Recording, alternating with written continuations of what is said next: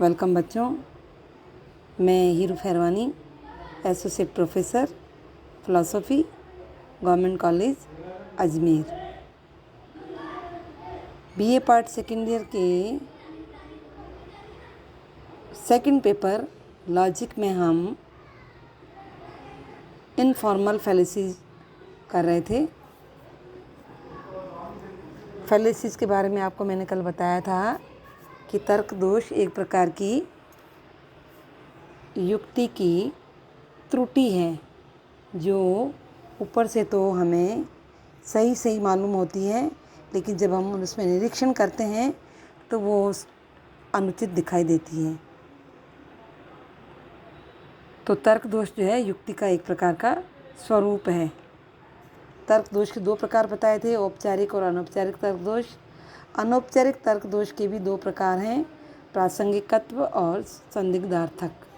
प्रासंगिकत्व तर्क दोष की मैंने कल 4 रूप आपको समझा दिए हैं। मुष्टि युक्ति तर्क दोष, व्यक्तिपरक लांछनात्मक युक्ति तर्क दोष, परिस्थित्यात्मक युक्ति तर्क दोष और अज्ञानमूलक युक्ति तर्क दोष। आज हम करेंगे दयामूलक युक्ति तर्क दोष या करुणा संबंधी युक्ति, अपील टू पिटी। यह जो युक्ति तर्क दोष तब पैदा होता है जब हम किसी युक्ति को स्वीकृत कराने के लिए दूसरे के जो मन में दया उत्पन्न की जाती है, तब ये दोष उत्पन्न होता है। यानी इसमें करुणा संबंधी आग्रह करने के कारण इसमें दोष आ जाता है। ये एक तरह की आकर्षक युक्ति है जिसमें आधार वाक्य और निष्कर्ष की संगति पर ध्यान न दे करके केवल दया और सहानुभूति के आधार पर युक्ति का मूल्यांकन किया जाता है। और इस तरह के जो तर्क दोष हैं वो अदालतों में प्राय देखे जाते हैं। जब कुछ विशेष परिस्थितियों में बचाव पक्ष का जो वकील है जब अपने मौक्किल को निर्दोष साबित करने के लिए कोई ठोस आधार प्रस्तुत नहीं कर पाता है, तब वो किसी भी तरह से सहानुभूति प्राप्त करने के लिए करुणा का यानी दया का सहारा लेता है और मौक्किल यानी अपने क्लाइंट को जीत दिलाने का प्रयत्न करता है। अदालतों में जज के सामने यानी न्यायाधीश के सामने न्यायाधीश का समर्थन प्राप्त करने के लिए करुणा संबंधी दलीलें दी जाती हैं। जैसे, जज साहब, आप इसके छोटे छोटे बच्चों को सज़ा क्यों दे रहे हैं?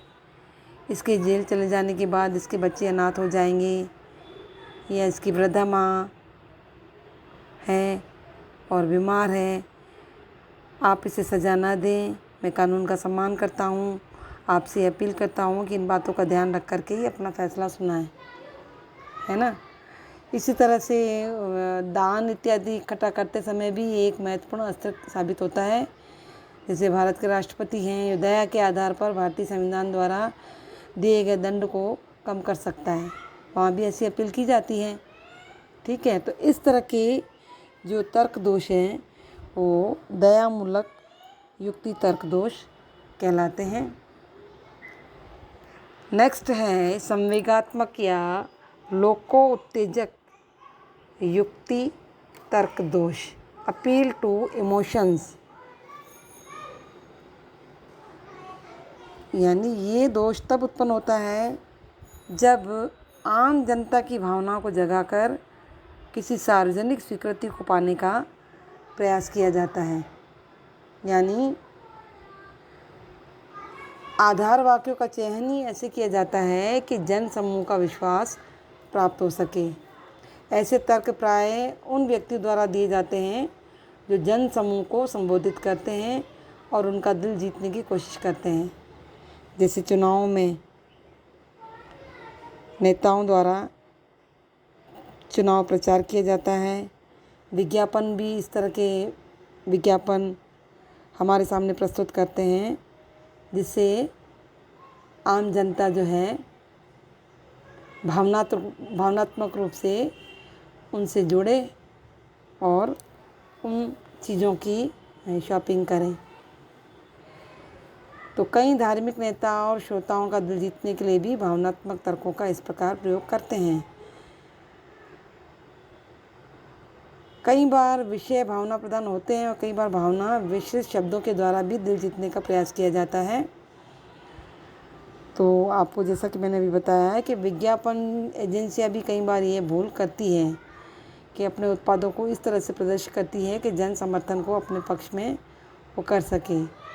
जैसे बच्चों का बेकरी उत्पाद है, जो स्वस्थ बच्चे जो मुस्कुराते हुए बेकरी उत्पाद का विज्ञापन देते हैं, जैसे बिस्किट ब्रेड खाते दिखाया जाता है। खूबसूरत लड़कियों को जूतों या जीन्स का प्रयोग करते दिखाया जाता है ना। तो तर्कशास्त्र के अनुसार ऐसे तर्क जो हैं वो दोषपूर्ण हैं, क्योंकि तर्क को आम जनता की सहमति के संदर्भ में न देख करके आधार वाक्यों के संदर्भ में ही हमें देखना चाहिए। तो ये लोकोत्तेजक युक्ति तर्क दोष है। नेक्स्ट है श्रद्धामूलक युक्ति तर्क दोष।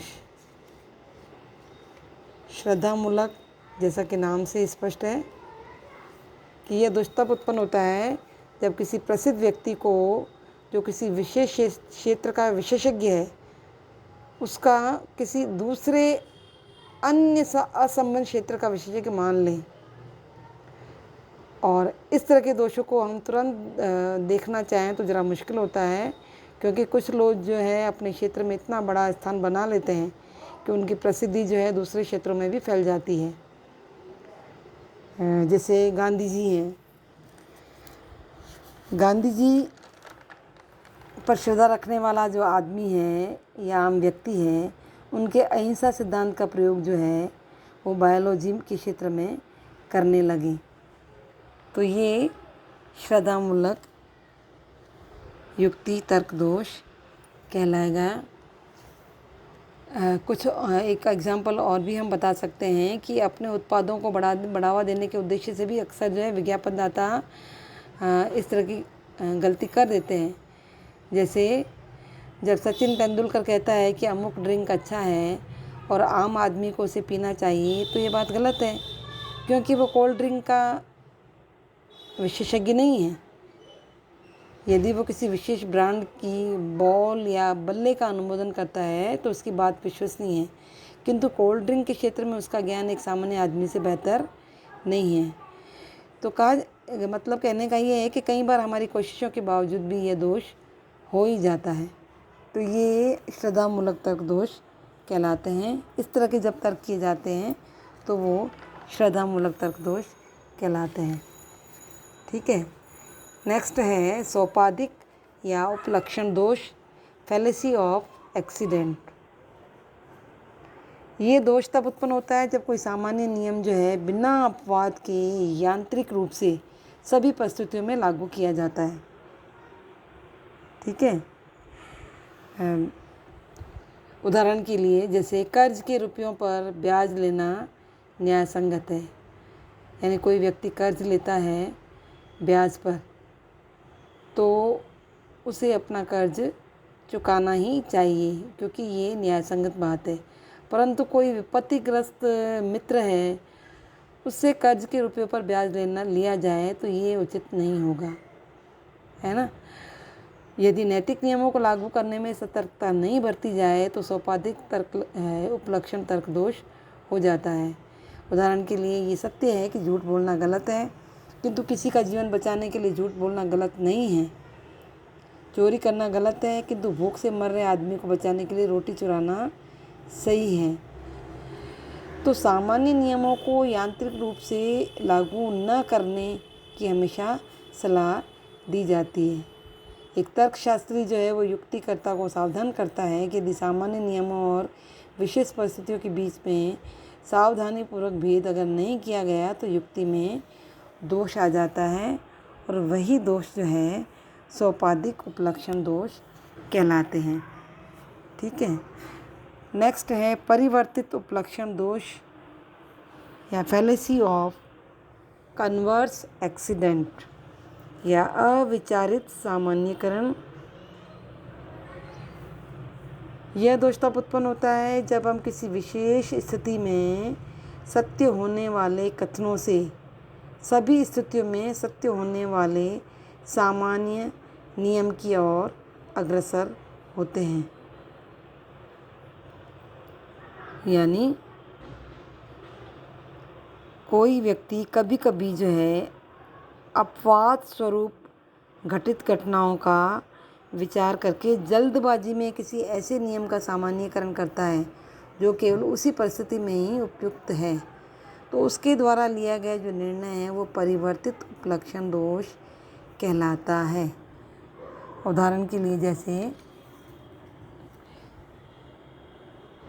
कोई बीमार व्यक्ति है, उसे अल्कोहल से बनी हुई दवाई का सेवन करने की सलाह दी जाती है, पर यदि कोई इस विशेष परिस्थिति से सामान्य नियम बनाए कि अल्कोहल का सेवन सेहत के लिए अच्छा होता है, तो यहाँ परिवर्तित उपलक्षण दोष कहलाएगा।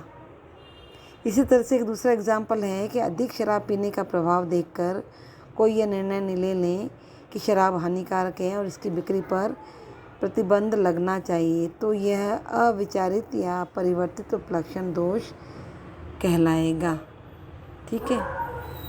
नेक्स्ट है मिथ्याकरण तर्क दोष, फैलेसी ऑफ फॉल्स कॉज। इसे हम काकतालीय न्यास भी कहते हैं। इसका मतलब है कि जो किसी दिए हुए कार्य का कारण न हो परंतु फिर भी उसको सत्य कारण समझने की भूल करना मिथ्याकरण दोष कहलाता है, जिसमें किसी घटना को दूसरी घटना का कारण माना जाता है। उदाहरण के लिए जैसे आदिवासियों का ये विश्वास है कि उनके ढोल बजाने से ही सूर्य जो है सूर्य ग्रहण से मुक्त होता है, तो इस प्रकार के तमाम अंधविश्वास मिथ्याकरण दोष के अंतर्गत आते हैं। मानव जाति के सारे अंधविश्वासों का मूल मिथ्याकरण दोष ही है। जैसे एक एग्जाम्पल और है कि एक काली बिल्ली किसी यात्री का रास्ता काट गई और जल्दी ही उस यात्री का सिर फट गया, तो काली बिल्ली का रास्ता काटना उस यात्री के सिर फटने का कारण मान लिया गया और इस तरह काली बिल्ली का रास्ता काटना अशुभ माना जाने लगा, जबकि यह गलत है। इसी तरह से एक एग्जाम्पल और है कि जब घर में आग लगी तो सूरज तेज चमक रहा था, इसलिए सूर्य घर जलने का कारण है। तो ये इस प्रकार के जो अंधविश्वास पर आधारित तर्क हैं, ये मिथ्याकरण तर्क दोष कहलाते हैं। नेक्स्ट है चक्रक दोष, पेटिशियो प्रिंसिपी। ये दोष तब उत्पन्न होता है जब निष्कर्ष को प्रमाण के रूप में प्रयोग किया जाता है। यदि निष्कर्ष को ही आधार वाक्यों में हम शामिल कर लें तो युक्ति निश्चित ही दोषपूर्ण हो जाएगी। यानी निष्कर्ष की सत्यता को स्थापित करने के प्रयास में युक्ति को हम इस प्रकार से रखें कि वाक्य कुछ भी प्रमाणित करने के स्थान पर वो वाक्य ही एक दूसरे पर आश्रित हो जाए। वाक्य का एक दूसरे पर या दूसरे का पहले पर आश्रित होना ही चक्रक दोष कहलाता है। उदाहरण के लिए जैसे मेरा घर मंदिर के सामने है और मंदिर मेरे घर के सामने है। ठीक है। ये जो उदाहरण है इससे कुछ भी निष्कर्ष नहीं निकलता, हम घूम फिर कर उसी निष्कर्ष पर पहुंच जाते हैं और कोई नया निष्कर्ष नहीं निकाल पाते। तो यह इस युक्ति में चक्रक दोष कहलाएगा। नेक्स्ट है जटिल या छल प्रश्न दोष या कॉम्प्लेक्स क्वेश्चन। यह दोष तब उत्पन्न होता है जब प्रश्न कुछ इस तरह से पूछे जाते हैं कि प्रश्न के जवाब के आधार में एक विश्वास या मान्यता को पहले से ही स्वीकार कर लिया गया हो। जैसे ये कहा जाए कि जब तुमने अपने भाई की हत्या की उस समय तुम कैसा महसूस कर रहे थे, या यदि उस व्यक्ति ने हत्या न की हो तो उसके लिए जवाब देना सरल नहीं है और उससे कठिन है यह साबित करना कि वह निर्दोष है। तो यह प्रश्न जो है वो जटिल प्रश्न है, क्योंकि यहाँ पहले से ही मान लिया गया है कि वो हत्यारा है। इसी तरह से कुछ एग्जाम्पल और हैं कि क्या आपने अपनी बुरी आदतें छोड़ दी। ऐसे प्रश्न वकील कोर्ट में पूछते हैं। क्या आपने अपनी पत्नी को पीटना छोड़ दिया। तो इन प्रश्नों का उत्तर यदि हाँ या ना में दिया जाए तो ये स्पष्ट होगा कि वह व्यक्ति ऐसा करता है। ठीक है, तो इस प्रकार के प्रश्न पुलिस स्टेशन में इंस्पेक्टर द्वारा, कोर्ट में वकील द्वारा पूछे जाते हैं, है ना, जिसमें ये उसे स्वीकार करना ही पड़ता है कि हाँ उसने ऐसा कुछ किया है। यानी ऐसे प्रश्न देखने और सुनने में तो सरल होते हैं, किंतु वे अनेक प्रश्नों को एक साथ जन्म दे देते हैं और उनका सीधा जवाब उस स्थिति तक पहुंचा देता है जिस पर जवाब देने वाले की पकड़ नहीं होती। ठीक है, तो ये कहलाते हैं छल प्रश्न या जटिल प्रश्न या कॉम्प्लेक्स क्वेश्चन। तो ये हुआ आपका प्रासंगिकत्व तर्क दोष, जिसमें ये आपने 12 प्रकार जाने जिसकी हमने चर्चा की। ठीक है, कल हम अनौपचारिक तर्क दोष का दूसरा रूप संदिग्धार्थक तर्क दोष, इस पर विशद रूप से चर्चा करेंगे।